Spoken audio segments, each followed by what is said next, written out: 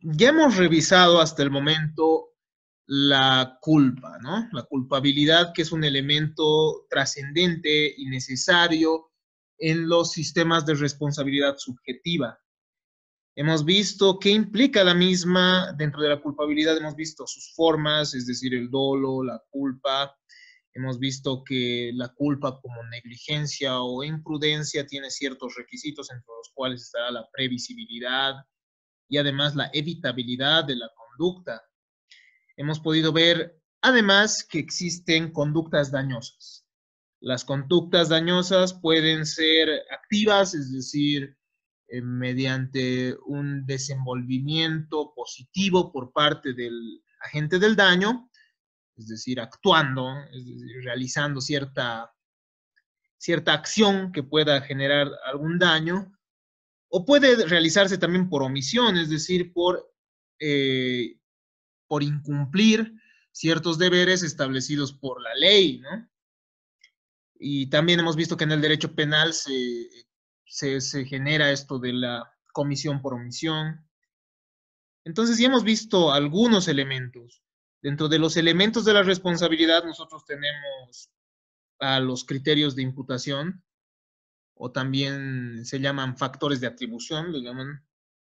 También tenemos el daño, tenemos el nexo causal y la antijuridicidad. Ya nos hemos referido hasta ahora a la culpa, que forma parte de los factores de atribución o de los factores o de los sistemas de imputabilidad. Eh, También nos hemos referido a las conductas dañosas y hemos visto qué implica la antijuridicidad. Es un tema sumamente importante. ¿Qué es la antijuridicidad? Hemos visto que tiene dos perspectivas, ¿no? Una antijuridicidad que puede ser subjetiva o que puede ser objetiva. Hablamos de una antijuridicidad objetiva cuando simplemente estamos ante el incumplimiento de la ley, pero hablamos de una antijuridicidad ya subjetiva cuando estamos ante una valoración negativa hacia cierta conducta, es decir, aquello que puede ser, bueno, aquello que es indeseado por los ordenamientos jurídicos. Ahora corresponde el daño en sí mismo, ¿no? Después de esa actividad dañosa que hemos visto, después de la actitud que puede generar daño, existe el daño mismo, pero el daño también implica cierta complejidad al momento de poder explicarlo. Entre los elementos estructurales, entonces, para que exista la responsabilidad, se encuentra el daño, el nexo causal o relación de causalidad, los factores atributivos, como hemos dicho, los criterios de imputación, por lo cual no existe responsabilidad sin daño. Para que exista responsabilidad, chicos, siempre tiene que existir estos elementos. El daño, un nexo causal entre el agente del daño y el daño, o por otro lado, en vez del nexo causal, esa relación entre el agente del daño y el responsable, ¿no? Eso que vamos a ver en la responsabilidad indirecta, pero que lo vamos a ver al final de este curso. La relación de causalidad, es decir, que tiene que estar ese vínculo de causalidad. Si no existe un nexo causal entre el hecho dañoso, es decir, entre la actividad dañosa y el daño, entonces no podemos hablar de responsabilidad. Los factores atributivos. Vamos a estar ante criterios de imputación objetiva o subjetiva.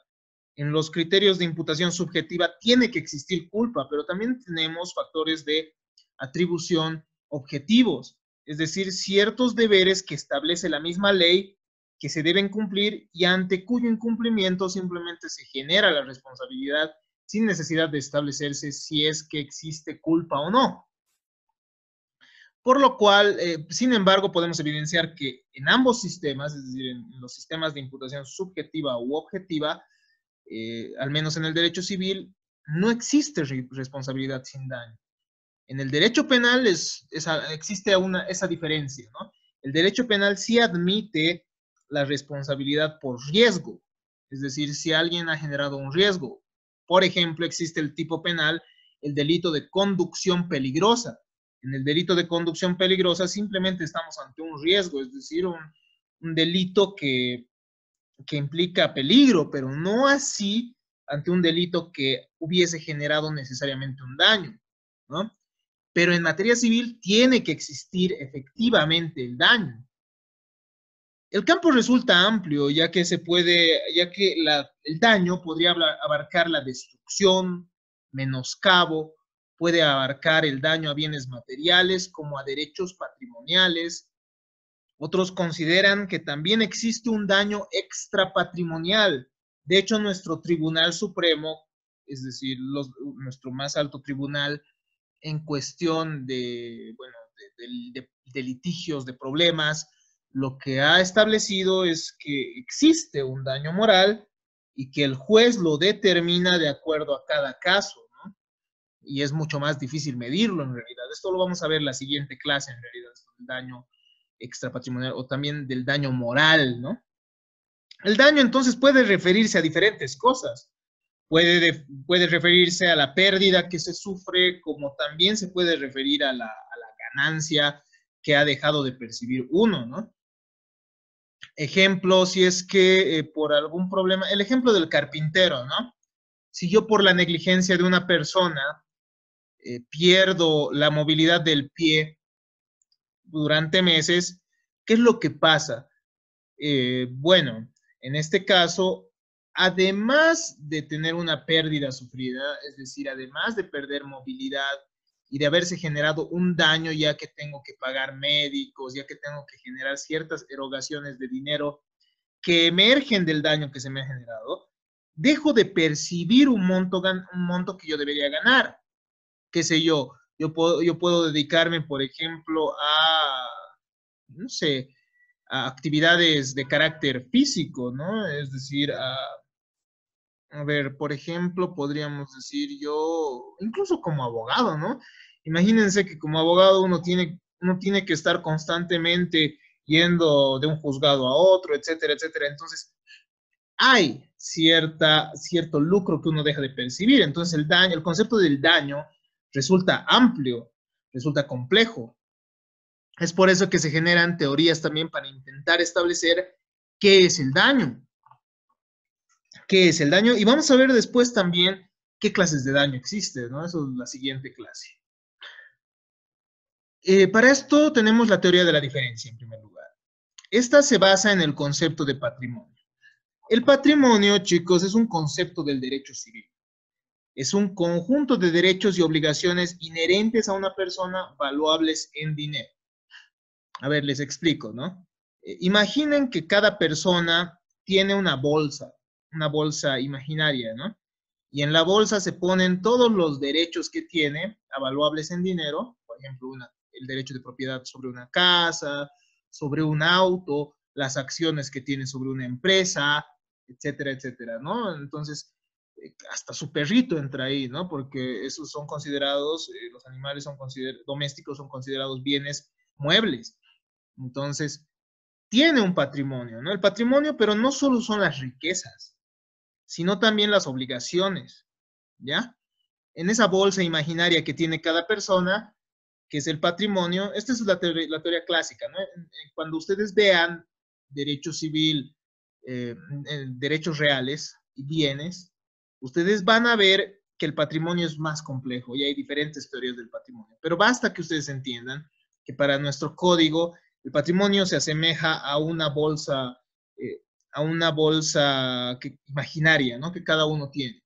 En esa bolsa estarán entonces todos los derechos que tenemos, pero además van a estar todas las obligaciones y deberes avaluables en dinero que tenemos. Por ejemplo, las deudas que tenemos. Yo le debo, supongamos, a Cristal 50 bolivianos. Eso también forma parte de mi patrimonio. Entonces, el patrimonio está formado por activos y pasivos, es decir, por derechos que uno tiene avaluables en dinero, pero también por obligaciones que uno tiene avaluables en dinero. Entonces, al final, si se quiere sacar el valor del patrimonio que uno tiene que realizarse esta resta, ¿no? de los deberes que uno tenga. Y ese sería el patrimonio neto que uno llegaría a tener. Nos dice la doctrina algo similar. Espero que quede claro esto. Entonces, no es necesario, nos dice, ¿no? Generar una reconstrucción del bien dañado. Es decir, no tenemos que, si yo sufro un daño, nosotros no tenemos por qué ver cuánto vale ese bien dañado. Eso nos dice esta teoría. Nos dice, en el caso del carpintero, por ejemplo, de la persona que pisa un clavo, eh, no se tiene que evaluar cuánto vale ese daño, dice esta teoría. Lo que tiene que reconstruirse es la situación patrimonial del perjudicado. Es decir, nos dice, ¿cuánto de patrimonio hubiese tenido el perjudicado? El daño entonces implicaría la diferencia valorada económicamente del patrimonio que se tendría si el hecho dañoso no se hubiese producido y aquella que efectivamente tiene tras el hecho dañoso. ¿Qué significa? Que el patrimonio que se tendría si es que no se hubiese realizado este hecho dañoso, restando el patrimonio que se tiene en realidad después del hecho dañoso, esto nos daría lugar al daño como tal, a un monto, ¿no? Un monto específico de a cuánto asciende el daño. Vamos a ejemplificar. Yo, por ejemplo, tengo, qué sé yo, por ejemplo, yo tengo mi casita, mi autito, y tengo una deuda que están evaluados, digámoslo así, en $200,000 en total. Y tengo una deuda con el banco de $100,000. Mi neto del patrimonio es $100. Digo, $1,000, $100,000, perdón. $100,000. ¿Qué pasa después? Yo obviamente yo voy ganando dinero mensualmente, ¿no? De mi trabajo.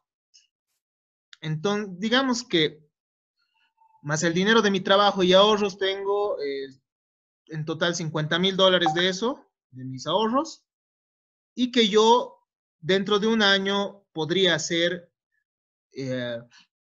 dentro de un año podría ser, supongamos, unos $10,000. ¿Qué pasa? Supongamos que yo sufro un daño, ¿no? Sufro un daño y yo dentro de un año tendría que tener esos 200,000 que hemos dicho, restando los 100,000 que debo. Aparte tendría que tener $50,000 que habíamos dicho que es de ahorros y tendría que tener $10,000 más de mi trabajo, supongamos. Pero sucede que debido a la actitud culposa de una persona, yo, bueno, pierdo la movilidad en los brazos y por tanto ya no puedo cumplir con ya no voy a tener esa situación patrimonial que debería tener si no hubiese sucedido el daño. Entonces, ese patrimonio que yo tendría que tener sin el daño, si el daño no se hubiese, si no hubiese acontecido, versus bueno, restando el patrimonio que efectivamente tengo, implica el daño, ¿no? Espero que quede claro esto y si se tiene alguna duda, claro que ustedes van a poder realizarla dentro de un momento más. Entonces, eso es lo que nos dice esa teoría de la diferencia. La diferencia entre el patrimonio que se tiene después del hecho dañoso y el patrimonio que efectivamente se tiene después del hecho dañoso implicaría el daño, ¿no? Creo que termina siendo también claro. Sin embargo, se critica esta teoría. La teoría de la diferencia conduce a una concepción abstracta del daño y no se considera las singularidades que puede generarse en el caso concreto. La teoría de la diferencia, además, puede ser un buen criterio de cálculo, pero no tiene un rigor jurídico suficiente, ¿no? El perjudicado podría obtener lucros. A eso nos referimos con que no tiene una precisión, un rigor jurídico suficiente. Existe un principio, ¿no? Nadie puede enriquecerse a costa de otro. Pero puede suceder, por ejemplo, ¿qué pasa si por un hecho dañoso yo pierdo supongamos que yo tengo mi minibús y Cristal no ha dormido durante 3 noches por estudiar y sale en su automóvil pese a eso, ¿no? Entonces ella, en una actitud culposa, está manejando y choca mi automóvil.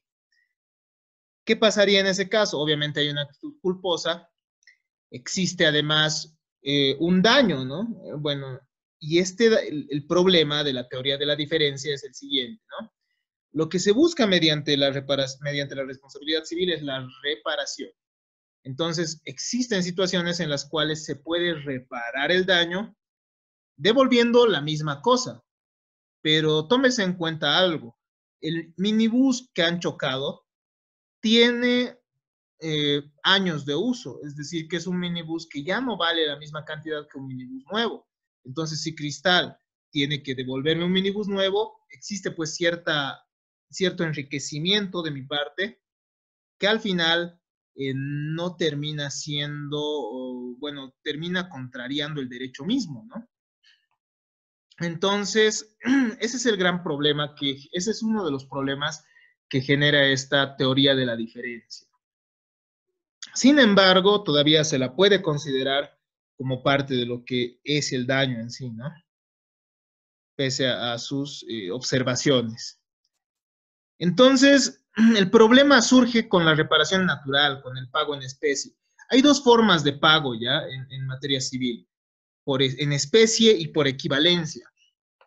Lo normal es pagar en especie. ¿Qué significa? Que se tiene que entregar las cosas de la misma manera en la que uno se ha comprometido o de la misma manera en el caso del daño, en el mismo modo en el que se ha hecho el daño. Si yo he perdido, por ejemplo, qué sé yo, un refrigerador por negligencia de alguien, me tienen que devolver un refrigerador. Eso significa en especie, ¿no? Si es que, por ejemplo, Maciel se compromete a pagarme, qué sé yo, a entregarme 30 mandarinas, tienen que ser las 30 mandarinas. Por otro lado, existe el pago por equivalencia, ¿no? Es decir, si es que no se puede pagar el refrigerador, se paga un monto de dinero. Eso es algo que van a ver en obligaciones, pero desde ya tienen que tener claro que el pago en especie significa el cumplimiento bajo principios de identidad, es decir, el cumplimiento de lo mismo que uno se ha comprometido a restituir o a pagar, ¿no? O a entregar. Y el cumplimiento por equivalencia implica pagar un monto de dinero que implique el valor del bien que se tiene que entregar u otro bien que tenga un valor similar. Entonces el problema surge cuando se tiene que pagar en especie, lo que les he dicho, ¿no? Si yo pierdo mi minibús por este problema de la negligencia o de la imprudencia de un conductor, entonces se puede, bueno, el juez puede establecer que se pague en especie, pero se genera así un daño también. El resarcimiento exige la sustitución de un objeto usado por uno nuevo. Ese es el problema. Por lo que se aplica la teoría de la diferencia, a menos que se abone bueno, esta teoría de la diferencia genera ese problema. Y entonces la persona que recibe el bien en especie tendría que compensar y abonar la diferencia, ¿no? Porque un minibús viejo no implica el mismo costo que un minibús nuevo, ¿no? Hay casos en los que la pérdida no coincide con los valores objetivos del patrimonio, ¿no? La pérdida, mmm, la pérdida puede ser totalmente diferente a los valores objetivos del patrimonio.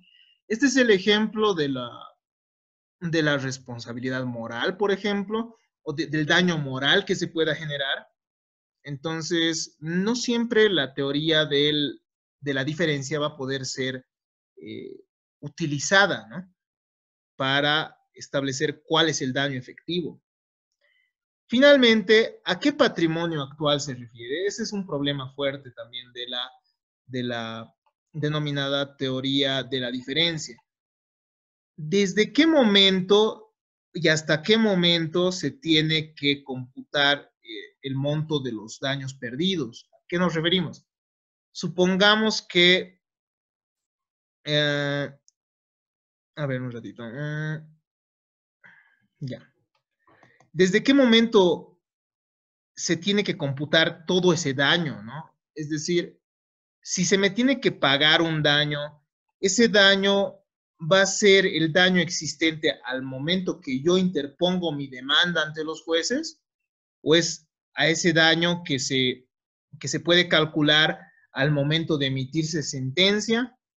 Entonces, no termina siendo claro ciertos aspectos para medir cuál es el monto específico de esta teoría de la diferencia, ¿no? Desde qué momento y hasta qué momento se cubre el daño, más o menos. Entonces, existiendo estos problemas, no se impide que los tribunales puedan aplicar este tipo de teoría. Y al final, si esta teoría bueno, si las teorías que se les exponen se las está realizando, es porque siempre implican, bueno, si estamos realizando una exposición de diferentes teorías, es porque estas pueden aplicarse a casos concretos y los tribunales tienen esa posibilidad de, de interpretar la ley conforme a lo que manifiestan estas teorías, ¿no? No es en vano que se les está explicando. Un tribunal, según el caso, podrá aplicar esta teoría de la diferencia para establecer a cuánto puede ascender el daño en un caso concreto. Sin embargo, la teoría, bueno, o la concepción real, concreta del daño nos dice lo siguiente, ¿no? En realidad lo que hay que adoptar es un concepto concreto, todo lo que está en la flechita, ¿no? Real, histórico del daño. Hay que considerar las singularidades del caso concreto para establecer cuál es el daño específicamente. Y no solo considerar el patrimonio. Pero eso ya variará también de acuerdo al caso, ¿no? ¿Cuáles son los requisitos del daño? El más importante es el establecido en el numeral 1, ¿no? El daño indemnizable tiene que estar enlazado con la acción u omisión de la persona que se quiere hacer responsable. Si se pretende que una persona sea responsable, el daño tiene que estar enlazado causalmente a su actitud u omisión, a su accionar o a su omisión, ¿no? Tenemos además otros dos requisitos que van a variar según los casos. ¿Existe daño si hay causalidad alternativa hipotética? Es decir, ¿existe daño si puede asegurarse que el mismo daño se hubiese producido por un evento natural o un hecho del tercero? Esto lo ha considerado la doctrina y está incompleto acá. Lo ha considerado la doctrina y pudiera suceder esto en cuestión de daños indirectos. A ver, ¿a qué nos referimos con esto? ¿Qué pasa? O sea, si yo estoy, si una persona, a ver, vamos a imaginar una situación. Una persona se encuentra cruzando la calle en no, esto no, a ver. Hay un ejemplo en el derecho romano, ¿no? Entre dos personas se habían puesto de acuerdo para que una envíe a la otra mercadería, ¿ya? En un barco, pero se ha especificado el barco de manera clara, ¿no?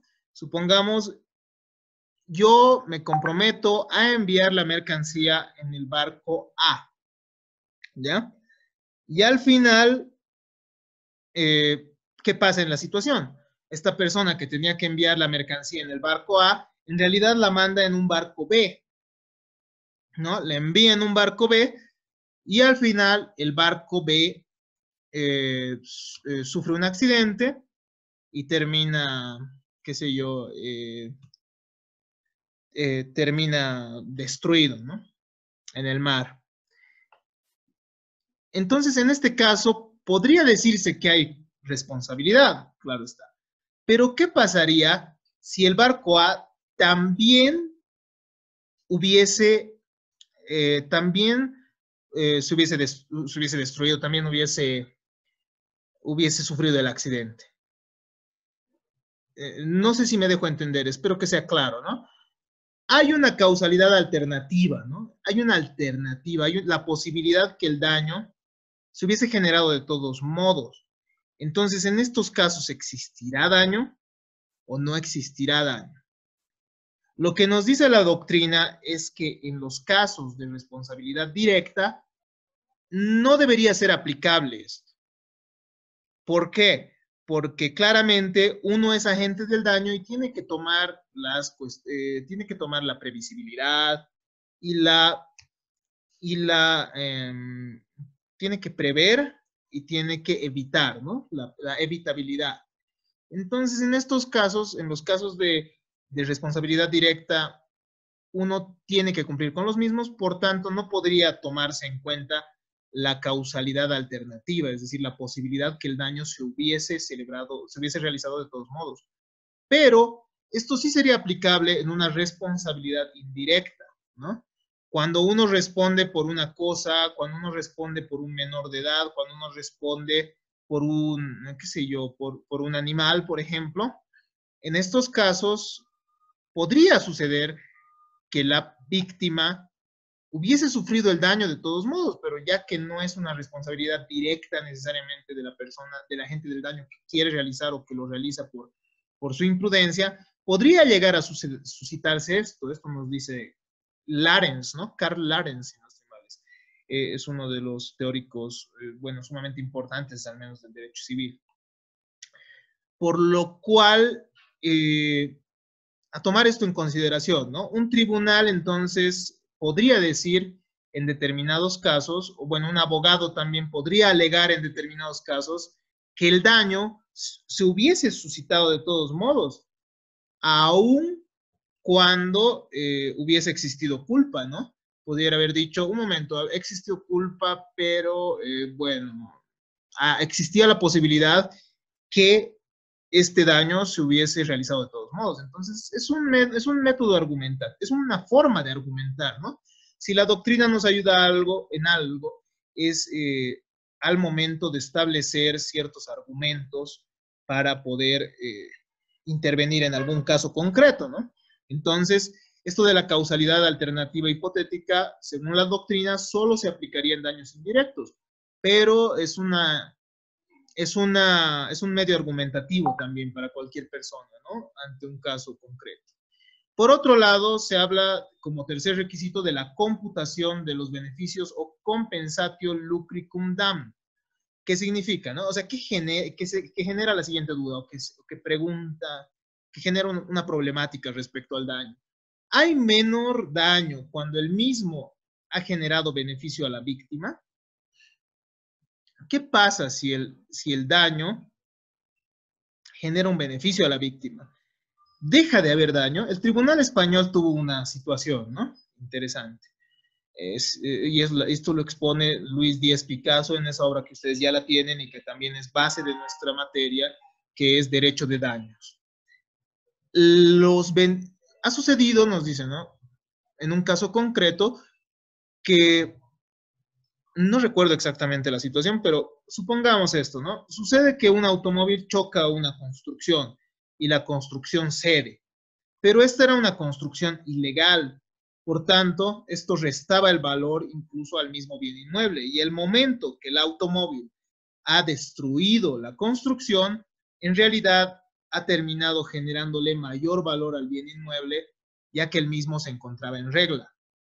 Entonces, ha sucedido que al generarse este aspecto, ya podría considerarse que incluso no existe daño, ¿no? O sea, puede suceder esa disyuntiva. Si es que el daño genera un beneficio, si es que el daño genera una ventaja para la víctima, ¿pudiera ser que el daño deje de existir? A ver si me siguen, ¿no? Hay un ejemplo de los Simpsons.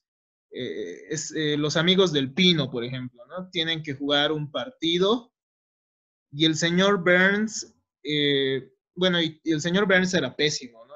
En este capítulo. Y ellos no querían que el señor Burns juegue en el partido de bolos, ¿no? Que tenían. ¿Y qué sucede? El señor Burns justo tenía un problema de las rodillas, si no estoy mal, ¿no? Y Moe en ese momento dice, algo me dice que el señor Burns no podrá, no podrá estar el día de hoy o algo así, ¿no? Manifiesta Moe y al final con un antifaz va y le golpea, ¿no? Cuando el señor Burns está cojeando y no puede, creo que no podré participar el día de hoy, le dice, ¿no? A Smithers. Llega Moe, le golpea y al golpearle en realidad lo que hace es curarle, ¿no? Entonces, si bien ha habido un acto doloso, en realidad ahí lo mejoró. Ese es el ejemplo de esto, ¿no? De la computación de los beneficios. Puede ser que el daño, es decir, bueno, la actitud dañosa, genere más bien un beneficio para la víctima. En este caso, ¿existe o no daño? Entonces, es una disyuntiva esta ante la cual se pueden presentar los tribunales y los abogados mismos. Es un medio también argumentativo. La más importante de estas y la que sí les voy a exigir que conozcan a cabalidad es la causalidad, ¿no? Enlazado. Es decir, que el daño y el hecho tienen que estar vinculados. Las otras dos las ponemos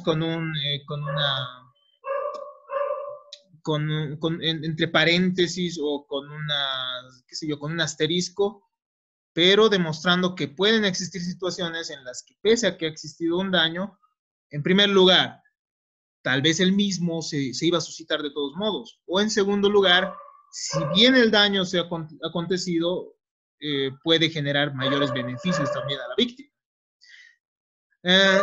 Revisados en algunos fallos de nuestros tribunales y la ley se evidencia que los requisitos 2 y 3, perdón, aquí 3 y 4 dice, son tomados en cuenta, no son tomados en cuenta en el derecho boliviano. Esto de la causalidad alternativa hipotética y la computación de los beneficios en realidad no ha sido desarrollado por nuestra doctrina, no ha sido desarrollado tampoco por nuestra jurisprudencia y tampoco está expresamente establecido en nuestra ley. Sin embargo, nada impide que en algún momento, ante un caso que ustedes se encuentren, ustedes puedan, esto no impide que ustedes puedan alegar en algún momento estos dos aspectos. Habiendo revisado estos interesantes conceptos, queda poner fin a nuestra